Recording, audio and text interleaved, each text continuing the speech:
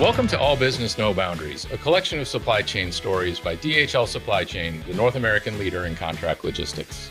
I'm your host, Will Haywood. This is a place for in-depth discussions about the supply chain challenges keeping you up at night. We're breaking beyond the boundaries that are limiting your supply chain. Today's episode is an intentional approach to Recommerce, delivering practical sustainability in the supply chain. Our guests are Marcus Chung, Chief Operating Officer at Coyuchi, and Drew Taranto, Senior Director of Strategy, DHL Supply Chain. Let's dive in. All right, welcome to you both. I'm really glad you're joining us today. I've been looking forward to this episode. We'll start like we always do. I'd like you each to introduce yourself, your name, your company, and your role there, and then we'll dive into the conversation. So Marcus, could you kick us off?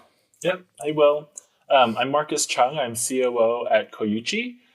For those who don't know, Coyuchi is a sustainable bedding and bath brand. So we make home textiles. We are omni-channel. We are primarily through our own D2C e-commerce channel, Coyuchi.com, but also sold in many boutiques around the US, a few different majors. And we have one store that's in California, Northern California. And that's where you're based, right? We are, yes. Yeah, good. Okay, Drew. Yeah, so Drew Taranto. I'm a Senior Director of Strategy and Product Development for DHL Supply Chain, really responsible for our growth strategy within e-commerce, so where we're growing from a business, but tied in very closely with our customers and learning more about what's going on in the market and supporting them in their growth initiatives. So happy to be here, Will. Okay, so Marcus, Coyuchi Sustainable Bed Company, when we talked before, it's an older company than I thought it was. Can you give us the history? Yeah, so we were founded in 1991, and our founder was really focused on trying to build an organic supply chain back then. That was before organic was popular or, at all in fashion. And she found that it was really challenging but rewarding to figure out how can we create organic cotton products. And the motivation she had was to be able to encourage more farmers around the world to convert their practices to organic, which she believed is better for the planet. So it was really a mission-driven founding of the company. And from there have really grown to be able to create distinctive, beautiful products in the home textiles category. Yeah, I know it's attracted the attention of a lot of our marketing team, your products. You also mentioned that there's been kind of rapid growth in the last 5-10 years. What are some of the factors that have driven that?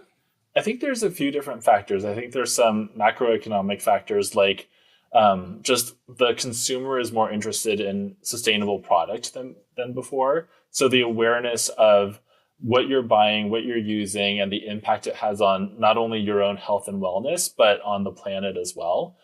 So that trend, I think, really helped with Coyuchi. I think the other is just we really embraced e-commerce and going digital first. So as you can imagine, when we were first founded, we mostly were sold through wholesale accounts. And e-commerce wasn't a thing back in the 90s. And as we built out our e-commerce site and put more effort into that channel, it really just has become our primary channel and has grown tremendously. Got it. Okay, so that's a nice segue to you, Drew. Can you talk a little bit about DHL's e-commerce business? I'll note Coyuchi is not a customer of ours yet, but we seem to have a lot in common in terms of what we've been doing for other customers. Yeah, so the DHL supply chain story, is quite interesting in the e-commerce space. We've been doing it for almost 2 decades now. I think Marcus's comment, nothing was e-commerce in the 90s, and kind of in the early days, we were helping kind of pioneer for a few key customers and getting in the e-commerce space, and we've really grown since then. I think what's been really interesting in our journey is you look at really the traditional categories, apparel, fashion, consumer electronics being kind of those key areas of e-commerce that have been kind of the staples. But more and more of our customers now over the past 5 years have really started to embrace e-commerce, mainly because they've been pushed into this omni-channel world now. the pressures that are coming out in the marketplace, that you have to have ways to get to the customer, not just through brick and mortar, but through the parcel direct to the doorstep. So we're now supporting everything from direct to consumer fertilizer to coffee machines to car tires. Name the product category. We're all over the place now, and continuing to grow in both that e-commerce and omnichannel space. So it's been an exciting journey, and we do not see it slowing down anytime soon. Right. Good. So e-commerce is a hot trend, and sustainability is also a hot trend. And Marcus, I think you made the good point that you guys were a little bit ahead of the curve on that. But when you guys think about supply chain sustainability, what does that mean? How does it? How do you bring that to bear in your day-to-day business? Yeah, we think about that in a few different ways. So, we are very focused on sustainability in almost everything that we do. We still are very focused on organic and working with farmers. We can trace back our supply chain all the way to the farm level, which I think very few brands can do. We've also been working with farmers on regenerative agriculture, which we think has the potential to have an impact on climate change in a way that organic doesn't. Although there's no certification for that, it is sort of like something we're piloting with. And what does regenerative agriculture mean? Yeah, so regenerative agriculture is really thinking through soil health and being able to introduce farming practices like crop rotation, cover crops that really protect the health of the soil. And through that, there's studies that show that we can sequester carbon out of the atmosphere and back into the earth. So combating some of the negative effects of industrial farming and other practices that have contributed to climate change. Gotcha. Drew, from the DHL side, you want to talk a little bit about, I know you're not the expert on sustainability, but it does impact our operations across all of our sectors. How does it come to life in the e-commerce world? Yeah, in the e-commerce space, it's quite interesting, especially when you look at the growth, obviously, in e-commerce and the amount of parcels that are going through, right? So you've added a lot more transportation into the mix, and creating a lot more emissions through that process. So when you really look at it, especially in the DHL lens with e-commerce, it's really about being more efficient with less. And when that comes into things like packaging materials that we look at when we're packing out orders, how are we being as efficient as possible with the materials that we're using? How do we look at the movement of parcels, so we're not sending stuff all the way across the country? How do we start shortening things up? So we've got a lot of small wins that we got to build up to from a sustainability lens in the e-commerce space. We're a long ways from it, but I think we need to start looking at it that way as opportunities arise. And then, I think one of the really big emerging areas that I know we're probably going to talk about a little bit is on the recom space. And I might want to save that one a little bit because I know that's part of the story that we want to talk about a little bit. I know, Marcus, you've got some interesting things on your end. Sure, yeah. Yeah, Marcus, why don't you tell us about some of the programs you have on the secondhand or Recommerce front? Yeah, so we launched our Recommerce program in 2017. I think we were the first home brand to introduce a program like this. So we offer the opportunity to our customers to take back old Coyuchi product when it reaches toward the end of life or when they're ready to refresh their bedding or bath.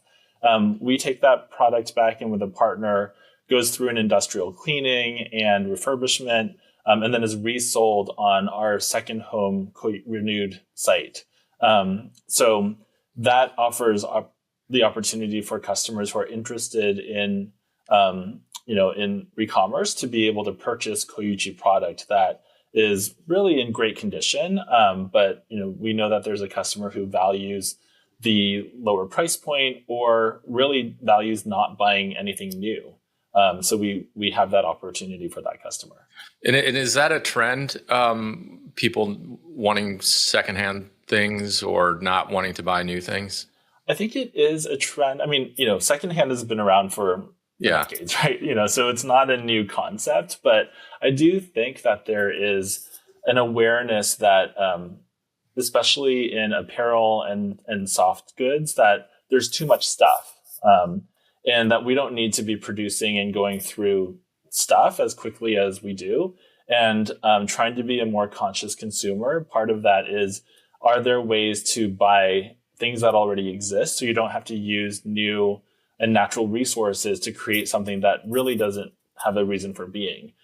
So I do think that there's a consumer out there who's really focused on buying with her values, and not buying new is a movement that we've seen emerging among a subset of customers. Yeah, interesting. And the website that you mentioned, how would a listener find that?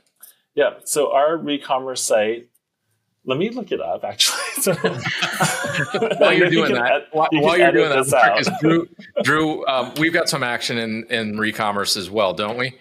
Yeah, I think, just kind of building off of Marcus's point, I think it's really funny when you think about Recommerce. It's not like new, right? So like we talk about it as a trend, but it's not new. I always like reflect on my experiences in Recommerce. It was like going to the thrift store with my mom to get clothes, or going with like my grandma, like Saturday mornings to garage sales to like buy toys, right? So like we've always as consumers like found secondhand goods. And, this recom trend is really starting to get interesting with what we call the brand-led recommerce, kind of what Marcus is referring to, where we're seeing a lot of our customers and brands say, look, my product is getting sold elsewhere and I have no control over that. And quite frankly, I've got, sustainability goals of, exactly to Marcus's point, of reducing carbon emissions and really just the amount of available resources to make things. So we're seeing that brand-led recommerce kind of emerge in a different way. And as Marcus alluded to, it's attracting new customers for these brands. It's providing a new revenue source, at a channel that wasn't there before. And ultimately, it's helping divert things from landfill that might not have, been able to, that could have gotten a second life that maybe shouldn't. So, Will, to your question on the DHL side, that's really where we're focusing a lot of time and effort with my team, is on that recommerce space. We think there's a huge extension of taking, obviously returned inventory that maybe can't go back into stock as new, and finding ways to recover it and find that second life and help continue to drive, those sustainability goals for our customers. But it just makes sense. It's just common sense, the way it can kind of flow through. And I think there's a lot of opportunity there. And I think that's what we're most excited about, is kind of where this continues to go out into the future, because we see brands that are kind of experimenting. I think there's a little bit of fear of, what is this going to do to my business? But I think long term, as Marcus alluded to, the consumer is looking at other values. It's not always about, what's my price point? It's, what is this doing for the earth? And I think that's going to really drive a lot of this forward.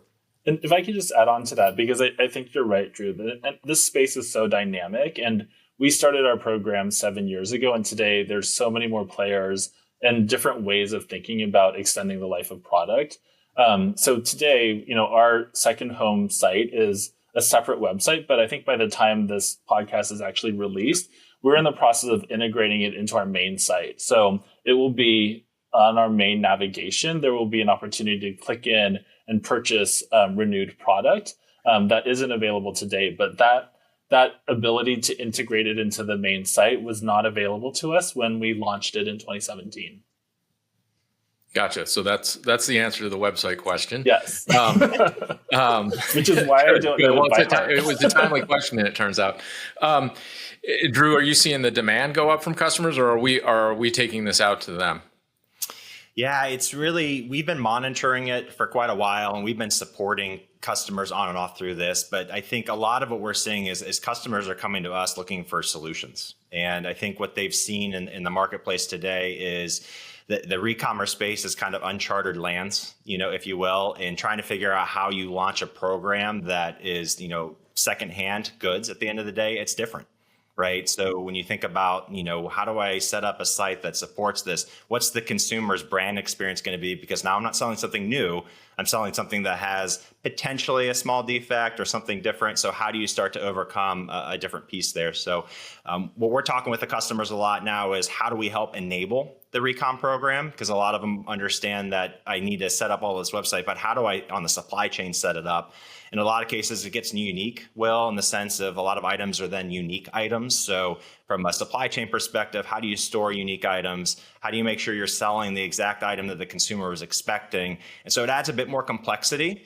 from a distribution standpoint, but that's exactly what we're here to support and help with, and kind of help guide the brands through this process of learning of how these programs are going to start and how can they sustain them. Yeah, and Marcus mentioned it's a pretty dynamic market, and I know there are some emerging players. Like what kind of partners are, Marcus, you guys working with, and Drew, you at the DHL side? Yeah, Either you can go first. As I mentioned, one of our initiatives is to integrate the front end into our main site, and there are a few players out there who are now enabling that ability, especially for brands that are on Shopify like we are. So we've chosen to partner with Recurate, and they're helping us to do that integration because we don't have the technical expertise to figure out how do you marry these different individual SKUs into our main, our main assortment. And fortunately, they've figured that out for us. Yeah. Drew, how about you? Yeah, it's great. So the approach that we're taking right now is, we are experts at moving boxes, as I tell people, right? Inside these buildings, DHL, we do returns processing day in, day out. We do refurbishment tasks like sewing, ironing, and hammering that out. And what we've done in our approach with Recommerce is we've built an ecosystem of partners to work with, so that ultimately our customers can choose the best Recommerce provider that best fits for them. So we're working with the teams at Archive, Arrive, and Trove to better enable that process through their expertise on web development, Recommerce strategy, and we're on the back end supplying all the supply chain needs to bring that together. And it's been really exciting to work with these teams. Yeah, it is exciting because I think when we talk about sustainability, oftentimes with our customers, the discussion immediately goes to how much is this going to cost me? And here's an opportunity to, actually, as you said, Drew, create an additional revenue stream while doing good on the sustainability front. So it'll be interesting to see, how this continues into the future. Marcus, when we had our introductory call, you talked a little bit about, I think, some of the raw material, the sustainability angles that you've had in kind of your R&D and development of products. Can you tell us a little bit about that? Yeah. So I think one of the things that our designers think about is the end of life of a product and where does it go? Because we try at all costs to avoid landfill. So some of the guiding principles that they think about is we should try to do 100% single fiber products, so 100% cotton or 100% linen, because it's really difficult to recycle blends. Like a cotton poly blend is harder to recycle than 100% cotton. And that infrastructure of recycling is still very nascent in the US. And so I think that's another sort of logistics question is how do you work to think through the recycling aspect of something that can't actually be resold? Because as much as we are able to resell product, there's certainly some that falls out and just cannot be sold back to a customer. So we do recycle everything. And we put it through a stream that actually we've created a new product called the Full Circle Blanket that takes our own post-consumer waste that we recycle into new yarns into a new product. But it is extremely difficult to manage. The infrastructure and logistics are not where I'd like them to be. And so, trying to do something innovative in this space creates all sorts of different challenges that may not exist yet. So that keeps the job fun. Yeah. And we could talk forever about returns, Drew, but maybe just scratch the surface on some of the things that you've got on the go in terms of overall returns, which, recycling is a component of, but how's DHL approaching that with customers? Yeah, it's funny is I always refer to returns as like the long neglected piece of the supply chain, right? It just kind of is there. And, I think the traditional mind has been it's a cost of doing business. And I think the mind shift is starting to happen. And I think really where we're starting to help support is obviously cross categories. E-commerce obviously has been kind of the main headline grabber for returns, but there is still tons of returns happening both at the retail space as well. And how do we best, handle returns, but ultimately, how do we help recover as much as possible so we're not generating additional waste? So In many cases, give you an example for us, especially in the apparel fashion space, which is a high return category within e-commerce, we see recovery rates around over 90%. And we really try to put a lot of effort into item recovery so it can go back as new stock. In the cases, right, where we don't see it as going new stock, it's really about the process of what is the most, the best recom channel or best disposition type to not only maximize value, right, because we're already losing money as we go through this process, but also how do we make sure we protect the brand depending upon what that channel looks like. So really helping support and guide our customers on those channel considerations, where to put that product based on the condition it is. So a lot of opportunity there. And I think, Will, the only other thing I would mention that's huge here is the data component of returns. And I think that's often been the missing link. I think for what I said, the neglected part of the supply chain is because we're not totally sure how big the problem is. We know the big numbers, right? But inherently, what is the true issue there to really bring it to someone's attention to say, we got to do something better here. And I think we have an opportunity to continue to drive and use analytics to understand why things are being returned. What can we do to prevent the return from the first place? And I think that's going to really start making the meaningful impact and trying to kind of tackle this problem in a more proactive way. Yeah, and Marcus, I know beyond Coyuchi, you've had a long career in fashion and retail. What kinds of things have you seen either in your current spot or over your experience? With returns, sorry. With returns, yes. Yeah, I mean, I think this is just like Recommerce, another area that is really dynamic. And every day I feel like there's another startup that's getting involved in returns somehow. So, at Coyuchi, we're really interested in optimizing and streamlining the returns process all the way from the front end with the customer being able to tell us as much as possible about what they're returning so that we can streamline that disposition process and make that more efficient. So I don't have answers, but, this has evolved hugely from when I was at other companies and just starting to think about e-commerce returns. But, I think, Drew's right. This is an area that brands and companies are waking up to, can be really costly and needs optimization and needs streamlining. Yeah, good. Okay, so what's ahead for Coyuchi, Marcus? What do you guys have in the works? Yeah, so I think we're really excited about what Recommerce is going to look like once we integrate it into our site. I think there's a huge opportunity to make that a bigger part of the business. We're also excited about launching our second collection of the Full Circle blanket, which again takes post-consumer waste from ourselves and creates a new product, and that's launching in April as well. So we have a lot that's happening around Earth Month that's focused on building on our sustainability leadership in even more tangible ways. Great. And Drew, any insights into where DHL is going? Yeah, I think to Marcus's point, we're hyper focused on the returns piece and being as efficient and optimized as much as possible. I think that like we talked about earlier, what I'm really excited about is the Recommerce piece. We've got some pilots lined up with some customers to bring the Recommerce program all encompassing in their DCs, where we're going to support not only all of the refurbishment tasks, but helping with all of the fulfillment. So that's the exciting thing I think we got ahead of us this year, Will, and looking forward to hopefully talking about it more here in the future. Great. We'll plan to check back in with you sometime down the road.